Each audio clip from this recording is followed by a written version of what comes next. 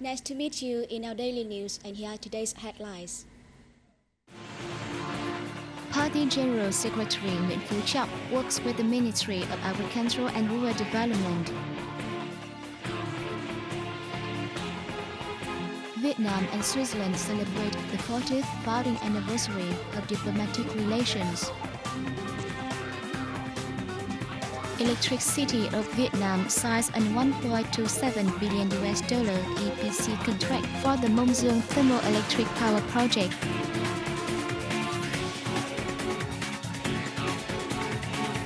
Cambodia and Thailand agreed to settle border disputes peacefully.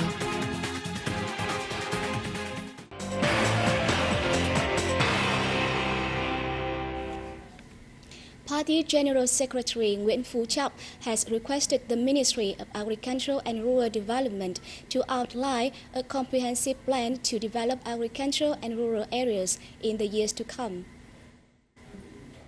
Working with the ministry's leaders on the implementation of Party Central Committee resolution on agriculture, farmers and rural areas on September 15th, General Secretary Trọng emphasized the need to improve the popularization work and raise the whole society's awareness of the need to develop agriculture and rural areas, with farmers playing a key role.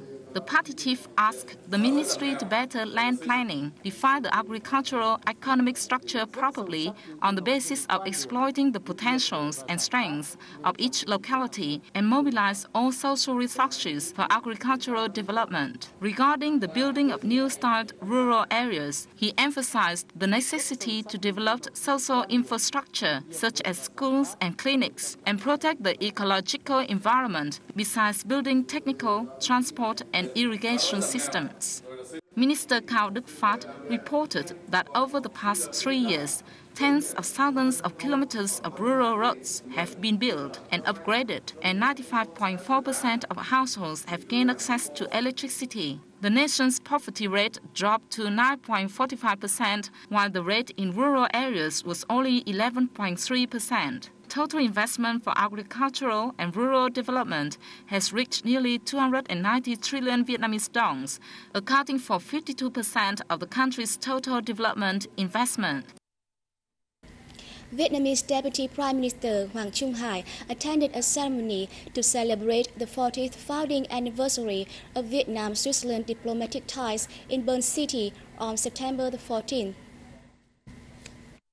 Speaking at the event, Deputy Prime Minister Hải stated that the celebration is an important event in the bilateral ties between Vietnam and Switzerland, which are connected with each other by a friendship and sympathy for many decades.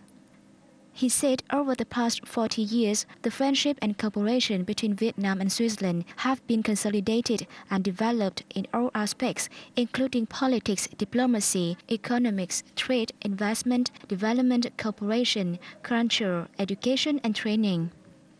Swiss Economic Minister Johann Schneider-Arman affirmed that Switzerland will continue strengthening the friendship and cooperation with Vietnam. Vietnam and China should restrain and persistently negotiate to peacefully settle the disputes in the East Sea and fully implement international law, the 1982 United Nations Convention on the Law of the Sea, and the Declaration on the Conduct of Parties in the East Sea between China and ASEAN. Head of the General Politics Department of the Vietnam People's Army, Lieutenant General Ngô Xuân Lịch, made the suggestion during his talks with his Chinese counterpart, Senior Lieutenant General Lee Chi-nai, in Beijing on September 15th. Lịch said Vietnam expects that the concerned parties will not threaten to use force, and will not let armed conflicts to occur. Vietnam does not intend to internationalize the disputes in the East Sea. Disputes between the two countries should be settled by the two nations, while issues related to the interests of many countries should be jointly addressed by the concerned parties. For his part, Lee also emphasized the necessity to persistently deal with the disputes in the East Sea in a peaceful way. The two sides should not act unilaterally and should not let the disputes to badly affect bilateral relations. At the talks, the two sides also highlighted outstanding results of military and defense cooperation and discussed measures to combat arguments and distortions aimed at dividing solidarity and undermining Vietnam-China relations. Vietnamese ambassador to Germany Do Hoa Binh has affirmed that Germany is a leading European partner of Vietnam with economic cooperation as a cornerstone in bilateral ties. Binh made the comment at a meeting with Governor of Hamburg State Olaf Scholz on September 14th, while leading a Vietnamese delegation to Hamburg to promote trade ties with the locality. The ambassador said, "This is the first time Vietnam has organized a large-scale trade promotion activity in Hamburg, with the participation of leaders from 7 Vietnamese cities and provinces, as well as dozens of Vietnamese and German businesses." Scholz spoke highly of the activity, describing it as a good premise to step up development cooperation between Hamburg and Vietnam in general, and Vietnamese localities in particular.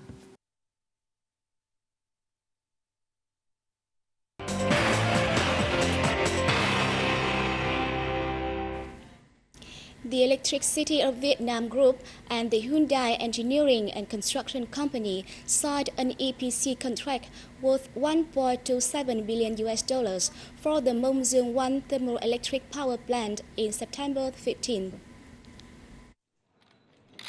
Covering an area of 55 hectares in Mong Duong Ward in Quảng Ninh province, the 1,080 megawatts power plant is expected to generate 6.5 billion kilowatt-hours each year. The plant will use coal with thermal power technology suitable for Vietnam's low-quality anthracite coal. This technology has a high capacity with low costs, in addition to ensuring environmental protection. The first turbine of the plant is expected to become operational in the first quarter of 2015 and the second in the third quarter of the same year. The Vietnam Supporting Industry Expo 2011 kicked off in the capital city of Hanoi on September the 15th, drawing the participation of 114 businesses of Vietnam and Japan.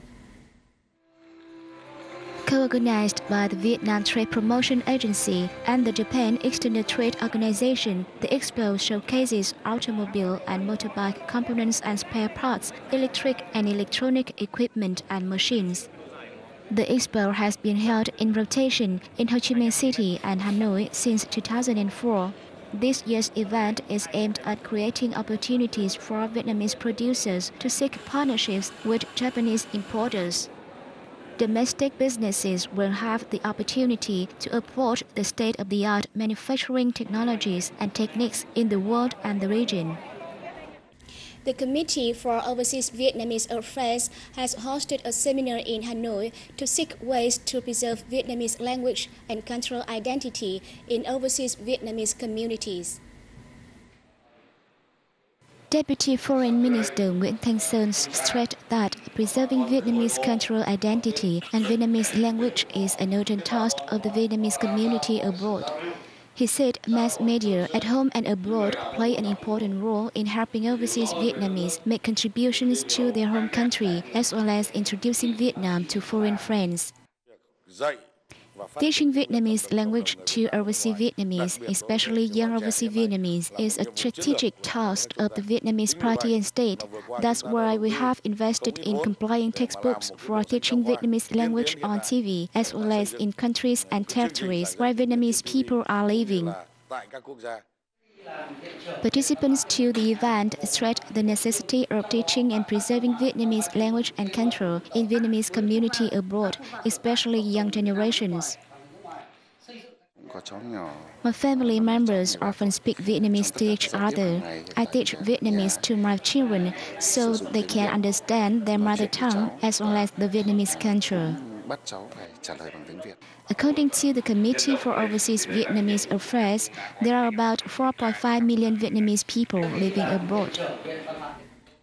Cambodia and Thailand have agreed to address their differences and disputes in a peaceful and mutually beneficial way in order to promote the friendship between the two neighbors. The two countries reached the consensus during talks between Cambodian Prime Minister Hun Sen and his Thai counterpart Yingluck Shinawatra in Phnom Penh on September the 15th. Prime Minister Hun Sen suggested the two sides comply with the August 18 decision of the International Court of Justice, which required both Cambodia and Thailand withdraw troops from the disputed border near Previa Temple to turn this area into a provisional demilitarized zone under the supervision of Indonesian observers. The visit of Prime Minister Yingluck is considered a turning point in bilateral ties, especially in the context of the two countries' deadly border dispute relating to the Temple of Previa, which started in July 2008. Prime Minister Yingluck is expected to meet with Cambodian King Sihamoni before returning home. And that's all for today. Thanks for watching and see you next time.